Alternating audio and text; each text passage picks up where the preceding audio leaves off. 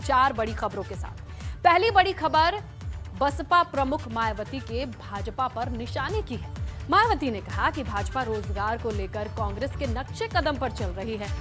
दूसरी बड़ी खबर सपा अध्यक्ष अखिलेश यादव के जन्मदिन से जुड़ी है। अखिलेश ने एबीपी गंगा से कहा कि भाजपा पुलिस प्रशासन पैसों के बल पर चुनाव लड़ रही है। बसपा के बागी ने अखिलेश का जन्मदिन मनाया है।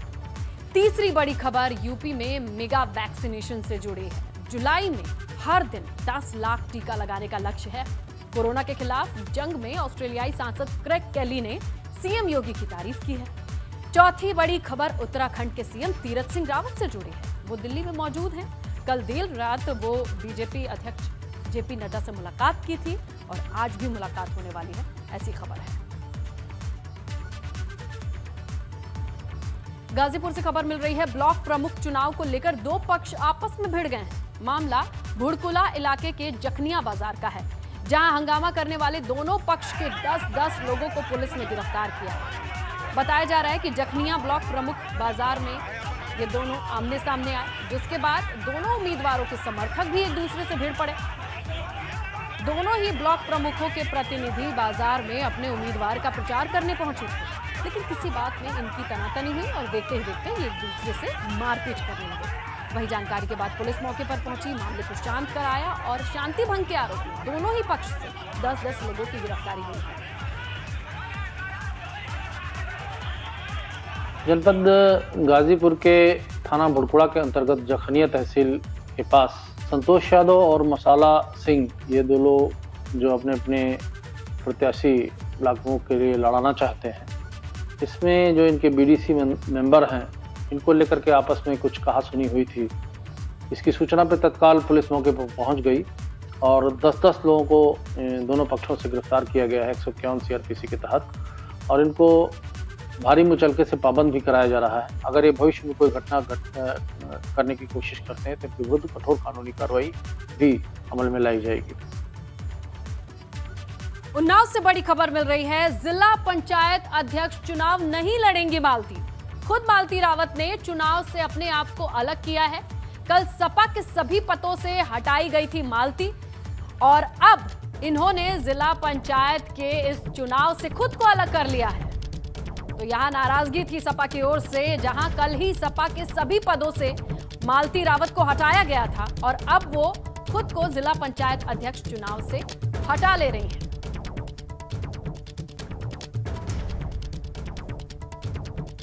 समाजवादी पार्टी के राष्ट्रीय अध्यक्ष अखिलेश यादव ने अपना जन्मदिन मनाया। लखनऊ से लेकर प्रदेश के तमाम शहरों में सपा कार्यकर्ता धूमधाम से उनका जन्मदिन मना रहे हैं। खुद अखिलेश यादव ने लखनऊ में पार्टी कार्यालय पर अपना जन्मदिन मनाया। इस दौरान पार्टी के कई नेता दफ्तर पर मौजूद रहे। सीएम योगी ने भी फोन करके अखिलेश यादव को जन्मदिन की बधाई दी। अखिलेश ने अपने जन्मदिन के मौके पर एबीपी गंगा से खास बातचीत में भाजपा पर जमकर निशाना साधा। कहते हैं कि भाजपा पुलिस प्रशासन और पैसों के दम पर चुनाव लड़ रही है।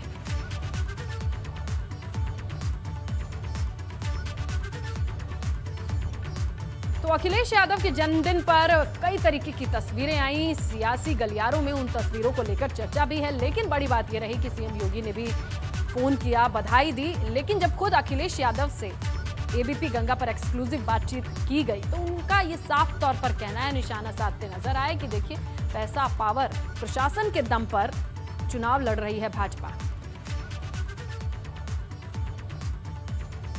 समाजवादी पार्टी के राष्ट्रीय अध्यक्ष अखिलेश यादव का जन्मदिन है और तमाम सारे जो पार्टी के कार्यकर्ता हैं, एमएलसी हैं, वो उन्हें जन्मदिन की बधाई देने के लिए पहुंचे हैं। आप इधर देखिए रामवृक्ष यादव जी हैं, राजपाल कश्यप जी हैं और इधर मंच पर अखिलेश यादव जी मौजूद हैं। साथ ही साथ पूर्व कैबिनेट मंत्री अहमद हसन भी मौजूद हैं। इसके अलावा तमाम सारे उनकी सरकार में जो कैबिनेट मंत्री रहे हैं वो यहाँ पर मौजूद हैं और तमाम सारे कार्यकर्ता अलग अलग ज़िलों से, अलग अलग प्रदेश से भी लोग यहाँ पर पहुँचे हैं और बधाई दे रहे हैं अखिलेश यादव को जन्मदिन की। और अहमद हसन मौजूद हैं, पूर्व कैबिनेट मंत्री रहे हैं, अखिलेश सरकार में सीनियर लीडर हैं, पार्टी के विधान परिषद में नेता भी हैं वो, और वो बातें बता रहे हैं कि किस तरीके से जो है वो कार्यक्रम हो रहा है यहाँ पे। और हम कोशिश करेंगे बात करने की। हालांकि सर आज जन्मदिन है, बहुत सारे लोग आए हैं, बहुत सारे लोग बधाई दे रहे हैं। क्या 2022 का एक तरीके से आगाज़ कर दिया आज आपने?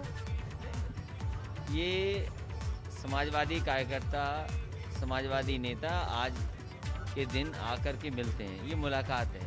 और पॉलिटिकल लोग हैं तो आने वाले समय में जो लड़ाई लड़नी है उसका भी संकल्प लेकर के जाते हैं। मुझे खुशी है कि बड़ी संख्या में समाजवादी साथी आज आए, मिलने का उनसे मौका मिला। जिसको भी देखा जो भी बधाई दे रहा है यही कह रहा है कि हम 22 में आएंगे, आपको सब लोग यही बधाई दे रहे हैं, यही शुभकामना दे रहे हैं। ये बड़ा सवाल जनता के बीच का है और जिस तरह का माहौल है मुझे उम्मीद है कि जनता एक बार मौका समाजवादियों को देगी। अभी पंचायत, जिला पंचायत अध्यक्षों के जो चुनाव चल रहे हैं उसमें लगातार आप लोग शिकायत कर रहे हैं। जिस तरह का चुनाव चल रहा है वो आपसे बेहतर कोई नहीं जानता होगा। पूरे पुलिस प्रशासन और पैसे के माध्यम से भारतीय जनता पार्टी चुनाव लड़ रही है।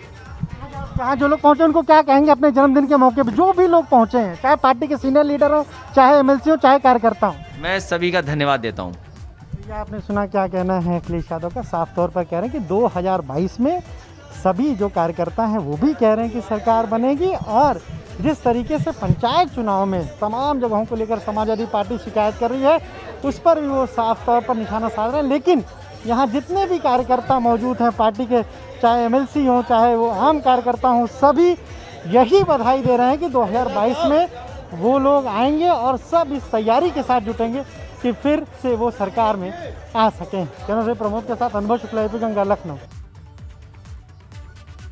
चलिए अब आपको टीवी स्क्रीन पर 6 अलग अलग जगहों की तस्वीरें दिखाते हैं जहां अखिलेश यादव का जन्मदिन मनाया जा रहा है। कार्यकर्ताओं में कितना जोश है, कितना जुनून है, जरा देखिए। कहीं हवन पूजन के साथ प्रार्थना की जा रही है, दीर्घायु हो। अमेठी की तस्वीरें देखिए जहां हवन पूजन, और चंदौली की तस्वीरें देखिए। बाकी तमाम कार्यकर्ता हैं जो अखिलेश यादव के जन्मदिन के मौके पर उनके लिए पूजा पाठ कर रहे हैं। लखनऊ कार्यालय की तस्वीरें तो आपने देखी ही, कैसे ढोल नगाड़े बज रहे हैं। पूरे प्रदेश से कार्यकर्ता पहुंचे हैं। श्रावस्ती, वाराणसी, कासगंज, अमेठी, हर जगह कार्यकर्ताओं का उत्साह चरम पर है। बसपा से सस्पेंड विधायक हरगोविंद भार्गव ने अखिलेश यादव से आज मुलाकात की, उन्हें जन्मदिन की बधाई दी। हरगोविंद भार्गव अखिलेश यादव से मुलाकात करने के लिए लखनऊ पहुंचे थे। वहीं बसपा के बागी विधायक असलम रायनी ने भी समर्थकों के साथ अखिलेश यादव का जन्मदिन मनाया। मित्रों, अभी आपने देखा कि बसपा प्रमुख मायावती का भाजपा पर लगातार हमला जारी है। बेरोजगारी को लेकर मायावती ने एक तीर से 2 निशाने साधे हैं। मायावती ने ट्वीट करके भाजपा पर वार किया है। उन्होंने कहा कि रोजगार के मसले पर भाजपा एकदम कांग्रेस के नक्शे कदम पर चल रही है। देखिए आप, इस ट्वीट को लेकर 3 ट्वीट किए हैं। पहले ट्वीट में मायावती लिखती हैं, जहां यूपी और पूरे देश भर में करोड़ों युवा शिक्षित बेरोजगार सड़क के किनारे पकौड़े बेचने, जीवन यापन के लिए मजबूर हैं। उनके माँ बाप, परिवार वाले ये सब देख रहे हैं। उनकी व्यथा को समझा जा सकता है, जो बेहद दुखद, दुर्भाग्यपूर्ण, अति चिंताजनक है। दूसरे ट्वीट की ओर बढ़ते हैं, जहां लिखती है मायावती कि बीएसपी देश में नौजवानों के लिए ऐसी भयावह स्थिति पैदा करने के लिए केंद्र में बीजेपी के साथ साथ कांग्रेस को भी बराबर की जिम्मेदार मानती है, जिसने लंबे अरसे तक एक छत्र राज किया। अपने कार्यकलापों की भुक्तभोगी बनकर कांग्रेस केंद्र, यूपी और काफी राज्यों में सत्ता से बाहर हो गई। ट्वीट यही नहीं खत्म होता है, इसका तीसरा बार है जहां मायावती कहती हैं, यदि बीजेपी भी कांग्रेस पार्टी के नक्शे कदम पर चलती रहती है तो फिर इस पार्टी की भी वही दुर्दशा होगी जो कांग्रेस की हो चुकी है, जिस पर बीजेपी को गंभीरता से सोचना जरूर चाहिए, क्योंकि ऐसी नीति और कार्यकलापों से ना तो जन कल्याण, ना ही देश की आत्मनिर्भरता संभव हो पा रही है।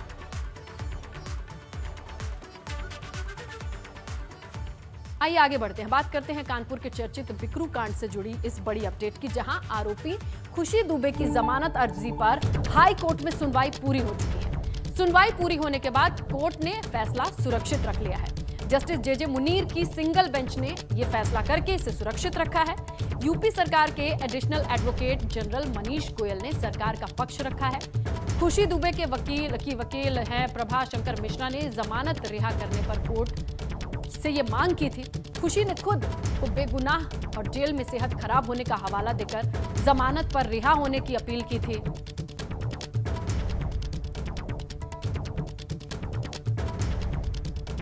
तो ये सुनवाई पूरी हो चुकी है, फैसला सुरक्षित रखा जा चुका है। अब बात करें आम आदमी पार्टी की।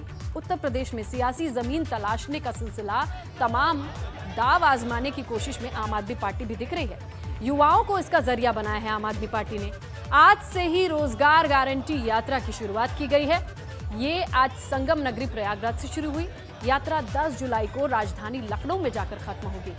यात्रा के जरिए आम आदमी पार्टी जहां एक तरफ युवाओं और बेरोजगारों को रिझाते हुए उन्हें अपनी पार्टी से जोड़ने की कोशिश में है, तो वहीं दूसरी तरफ बेरोजगारी के आंकड़ों को पेश करके सूबे की योगी सरकार पर सियासी निशाना भी साधने की कोशिश में है। आज शहीद चंद्रशेखर आज़ाद की इस कर्मभूमि से, उनकी शहादत की इस धरती से हमारी CYSS की विंग, छात्र युवा संघर्ष समिति की विंग प्रयागराज से लखनऊ तक एक पदयात्रा की शुरुआत कर रही है। 10 दिवसीय पदयात्रा होगी ये, और इसमें बंसराज दुबे जी जो हमारे प्रदेश अध्यक्ष हैं वो इसकी अगुवाई करेंगे। उनके साथ तमाम छात्र नेता और तमाम संगठनों के लोग जो पिछले दिनों मेरे संपर्क में आए और जिनके मुद्दों को हम लोगों ने मजबूती से उठाया, वो नौजवान साथी भी इसमें साथ होंगे। और उधर यूपी में कांग्रेस खुद को मजबूत करने के लिए बैठकें कर रही है। लखनऊ में प्रदेश अध्यक्ष अजय कुमार लल्लू ने बैठक ली। इस दौरान विधानसभा चुनाव की तैयारियों को लेकर कांग्रेस के सभी फ्रंट संगठनों के साथ ये बैठक हुई। इसमें महिला कांग्रेस, यूथ कांग्रेस, NSUI, प्रचार विभाग समेत तमाम और यूनिट भी शामिल थे। दरअसल 17 जुलाई को लखनऊ में बड़े आंदोलन की तैयारी में कांग्रेस है और 17 जुलाई के आंदोलन में प्रियंका गांधी वाड्रा भी शामिल हो सकती है। दरअसल कांग्रेस महंगाई, कानून व्यवस्था, रोजगार, किसान समेत तमाम अन्य मुद्दों पर सरकार को घेरने की तैयारी में है। और यूपी में आज से वृक्षारोपण अभियान की शुरुआत हुई है, जहां सीएम योगी आदित्यनाथ ने इस अभियान की शुरुआत की है। खुद वृक्षारोपण किया। अभियान के तहत प्रदेश में 30 करोड़ पेड़ लगाए जाने हैं। बीते साल एक दिन में 25 करोड़ पेड़ लगाए गए थे, जो पिछले साल में एक दिन का अभियान था। इस बार कोरोना की वजह से अभियान 1 महीने तक चलेगा।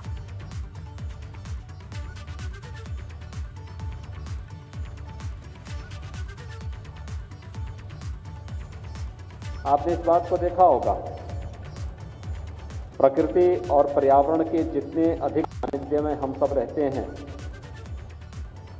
विभिन्न प्रकार के रोगों से लड़ने की उतनी बड़ी क्षमता हमारे पास रहती है। जब भी हमने अपने स्वयं के स्वार्थ के लिए प्रकृति के विपरीत आचरण किया और पर्यावरण के साथ खिलवाड़ किया, तो उसके दुष्परिणाम भी पूरी जीव सृष्टि को भुगतना पड़ा। आगरा से खबर है, जहां एबीपी गंगा की खबर का बड़ा असर देखने को मिला है, क्योंकि खबर दिखाने के बाद अब प्रशासन जागा है।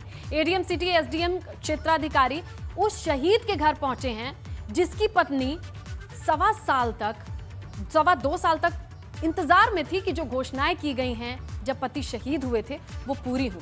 अब इस आस में वो धरने पर बैठ गई थी। ये खबर जब एबीपी गंगा ने प्रमुखता से दिखाई तो अब प्रशासन हरकत में आया है। अब एडीएम सिटी एसडीएम जो क्षेत्राधिकारी हैं वो भी मिलने पहुंचे हैं।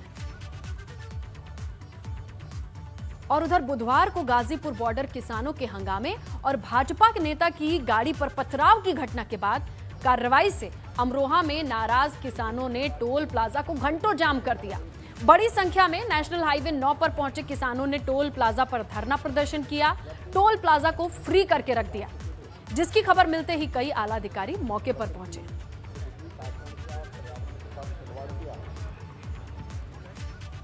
कानपुर से बड़ी खबर मिल रही है। वैक्सीनेशन को लेकर हंगामे की खबर है, जहां ग्रीन पार्क में वैक्सीन लगवाने आए लोगों ने हंगामा किया है।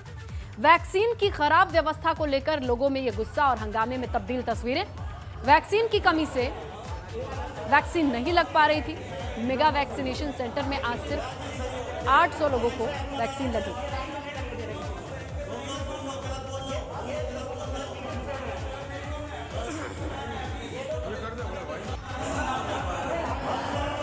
बदायूं का, जहां दो पक्षों में खूब लाठी डंडे चले हैं। पुलिस ने दोनों ही पक्षों को हिरासत में लिया है। बताया ये जा रहा है कि बिजली ट्रांसफार्मर के चंदे को लेकर ये पूरा विवाद पनपा है। बिसौली कोतवाली क्षेत्र के गांव भमोरी का ये मामला है। ये देखिए, देख रहे हैं आप, लाठी डंडे भाजे जा रहे हैं। तमाम लोग एक दूसरे पर हमलावर हैं। यहाँ बच्चे हैं, बुजुर्ग हैं। पूरी अराजकता फैली हुई है। ये देखिए, पूरे मामले पर अब गिरफ्तारी हुई है। भमौरी गांव है ये। ट्रांसफार्मर खराब हुआ, उसके लिए चंदा इकट्ठा करने का मामला बताया जा रहा है, लेकिन वो मामला कब विवाद में बदला, और ये तस्वीरें हमारे सामने। कुछ लोग बीच बचाव की कोशिश कर रहे हैं, लेकिन नाकाफी साबित हो रहा है, क्योंकि कई लोगों के हाथ में लाठी डंडे हैं, बच्चे हैं, धक्का मुक्की है। और ये देखिए, बैट से कितना जोरदार प्रहार किया इस शख्स ने। और ये भमौरी गांव बताया जा रहा है। ट्रांसफार्मर खराब होने के बाद चंदा इकट्ठा करके उसे ठीक करने की कोशिश की, लेकिन इस मामले में बवाल बढ़ता चला गया।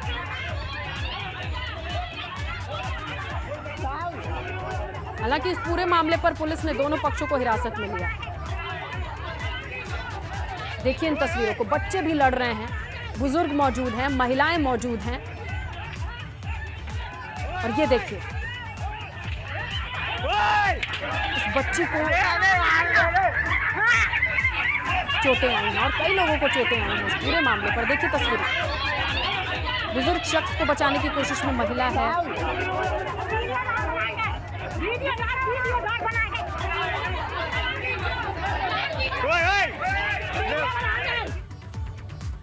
आगे बढ़ते हैं, बात करते हैं रायबरेली की। पेट्रोल पंप कर्मी और जोमेटो डिलीवरी बॉय के बीच मारपीट हो गई।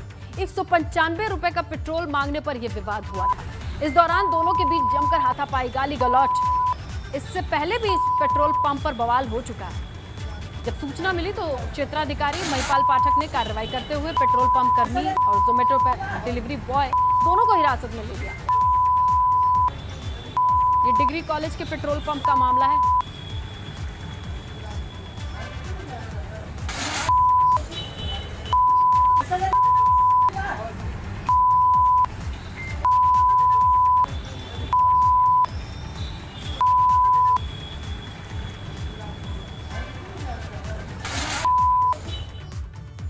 और उधर सिद्धार्थनगर में दबंगों ने एक ही परिवार के लोगों की बेरहमी से पिटाई की है। इस दौरान बच्चों को भी नहीं बख्शा गया। मामला क्या है, देखिए इस रिपोर्ट में।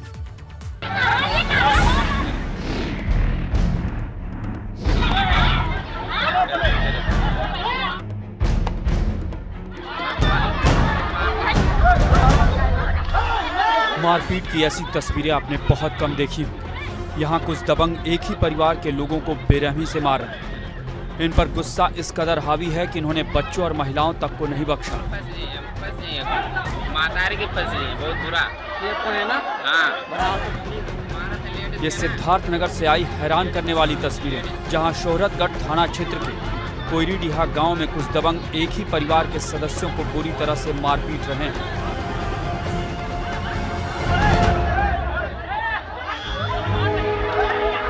किसी को जमीन पर गिराकर मारा जा रहा है तो किसी को लात, घूंसों और डंडों से। इस दौरान दबंग बच्चे और महिलाओं को भी मारते हैं। यही नहीं, जो बीच बचाव करने की कोशिश करता है वो भी इन दबंगों का शिकार होता है। बताया जा रहा है कि ये मारपीट चुनावी रंजिश को लेकर हुई है। बहुत बुरा जहां प्रधान प्रतिनिधि और उसके समर्थकों ने एक ही परिवार के लोगों के साथ मारपीट की, जिसका वीडियो तेजी से वायरल है। और अब देखना यह है कि पुलिस इस मामले में कितनी कड़ी कार्रवाई करती है। Bureau report, ABP Ganga.